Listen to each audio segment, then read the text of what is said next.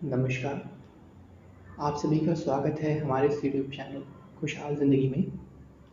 तो आप में से कई सारे लोगों को हनुमान जी से जुड़ी हुई कई सारी कहानियाँ, कई सारी कथाएँ, कई सारे वृत्तांत पता होंगे और ऐसी कथाएँ, ऐसी कहानियों को आप लोग अपने आस-पास के लोगों को सुनाते भी होंगे और कई सारे लोगों से उन कहानियों को सुनते भी होंगे। लेकिन इसमें से एक कहानी, एक कथा जो आप में से ज़्यादातर लोगों ने नहीं सुनी होगी, ज़्यादातर लोगों को इस कहानी के बारे में नहीं पता होगा, वो जुड़ी है हनुमान जी की माता जी से। हाँ, माता अंजना जी से ये जुड़ी कहानी है, जो आज हम आपको सुनाएँगे, जो जुड़ी हुई है हनुमान जी के उद्भव से, हनुमान जी के जन्म से। और माता अंजना जी की ये कहानी, ये कथा बहुत ही ज़रूरी है, क्योंकि ये डायरेक्टली जुड़ी है हनुमान जी से। तो चलिए जानते हैं क्या है ये कथा जो माता अंजना जी से जुड़ी हुई है, जो आप में से ज़्यादातर लोगों को नहीं पता होगी।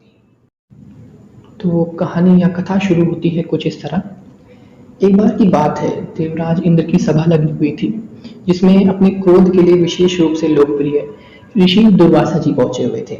ऋषि दुर्वासा जी अपने क्रोधी स्वभाव के लिए जाने जाते हैं, आप लोगों को अगर पता हो। और सभा जब आरंभ होती है तो कई सारे ऋषि और देवराज इंद्र आपस में विचार विमर्श कर रहे थे, बातचीत कर रहे थे किसी मुद्दे पर। इसी दौरान वहां पर एक अप्सरा, जिसका नाम था पुंजिका स्थला नाम की एक अप्सरा, उस सभा का ध्यान अपनी ओर आकर्षित करने के लिए इधर उधर बार बार आ जा रही थी। यानी सभा में इधर से उधर आना जाना वो लगा रही थी, जिससे ज्यादातर लोगों का ध्यान उसकी ओर आकर्षित हो। इसी चीज को ऋषि दुर्वासा जी बार बार देख रहे थे कि पुनिका स्थला नाम करके ये अप्सरा बार बार अपने कृत्यों से हमारी ओर अपना ध्यान आकर्षित कर रही है, बार बार इस सभा में आगे पीछे हो रही है, जिस वजह से इस सभा में काफी व्यवधान पड़ा है, काफी समस्या इस सभा में आ रही है। और इस चीजों को देखकर ऋषि दुर्वासा जी काफी क्रोधित हो जाते हैं। क्रोध उनको बहुत ही आसानी से आ जाता है।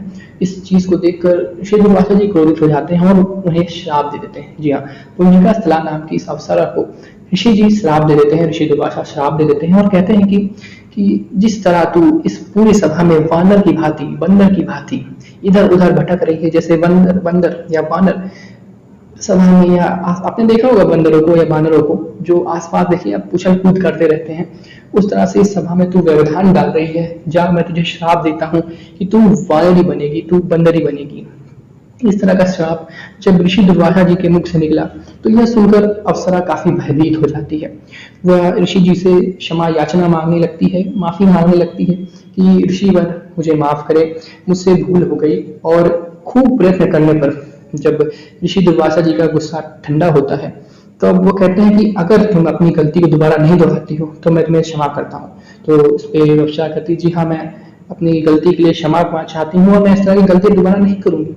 तो इस बात पर ऋषि जी का थोड़ा क्रोध शांत होता है, दुर्वासा जी का क्रोध थोड़ा शांत होता है।